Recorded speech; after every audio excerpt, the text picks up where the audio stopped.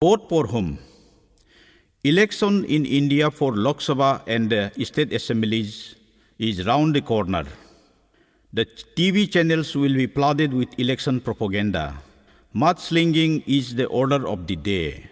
No one knows for sure who speaks the truth and who pours out lies. Unethical practices superabound. So much of time, energy, and money is wasted on worthless speeches. Charges and counter-charges of politicians make the newspaper headlines. Most of the staff will be nuising. The poor and illiterate are cheated. The youth are confused. What is God's message to us Christians at that hour in India? There are preachers and Christian leaders who motivate Christians to pray in favor of or against some politicians and parties. Bible does not endorse such practices. Each political party has its strengths and weaknesses. We must pray for the healing and welfare of the nation, and God in His wisdom will choose the leadership suitable for the situation. The insight King Nebuchadnezzar received following the miraculous deliverance of Shadrach, Meshach, and Abednego from the fiery furnace is profound.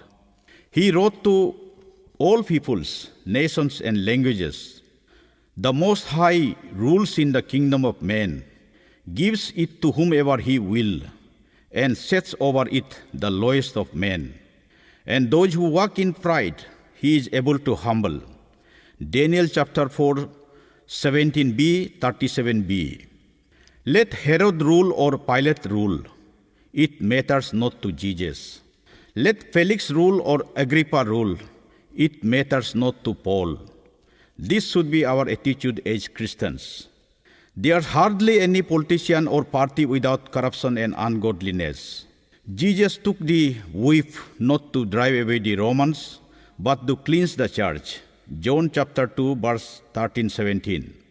There's more corruption and wickedness inside the church than outside. We the salt are losing our saltiness. We the light are losing our brightness. Matthew chapter 5, 13-15. Judgment must begin at the house of God. 1 Peter chapter 4, 17a. God deals first with the church. Revelation chapter 2 and 3. And only then with the nations. Revelation chapter 6 onwards. As the church goes, so goes the world. When the church repents, the country will be healed. 2 Chronicle chapter 7, 14.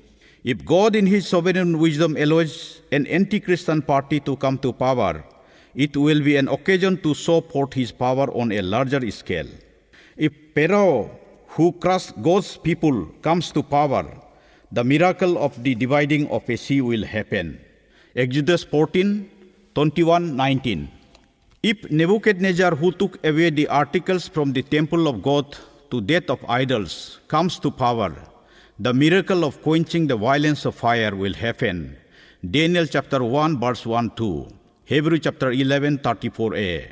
If Darius, who banned prayers to God, comes to power, the miracle of stopping the mouths of lions will happen. Daniel chapter 6, 6-9. If Romans, who persecuted Christian preachers, comes to power, the miracle of opening of prison doors will happen. Acts chapter 12, 1, 6, 7. Let's make the prayer of the persecuted early church ours.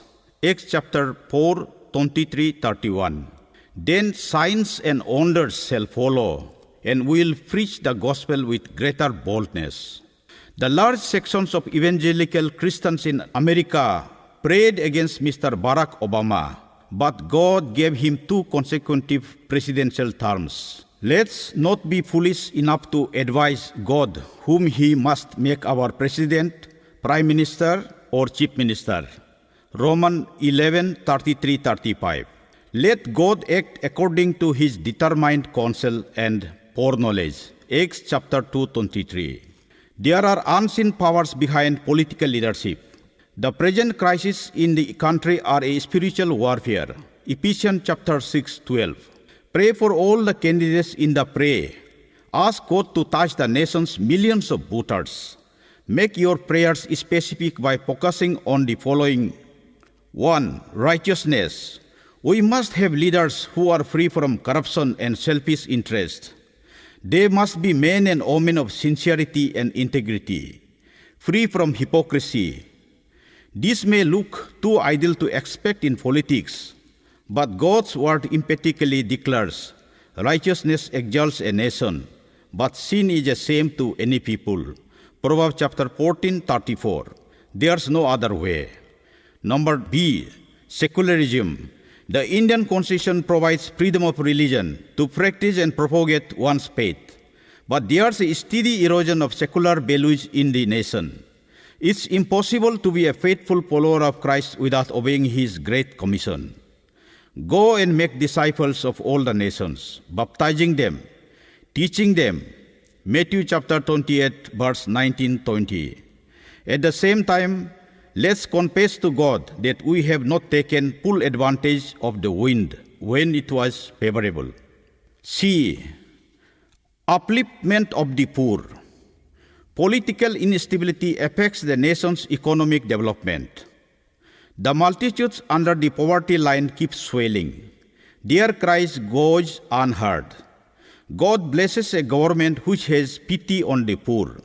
Daniel chapter 4, verse 27. Each Christian must confess to God his failure to feed the poor Lazarus at his doorstep.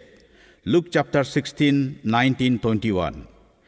Each Christian family must confess its failure to care for the widows and orphans in its street and surroundings. Joshua 1:27. Each church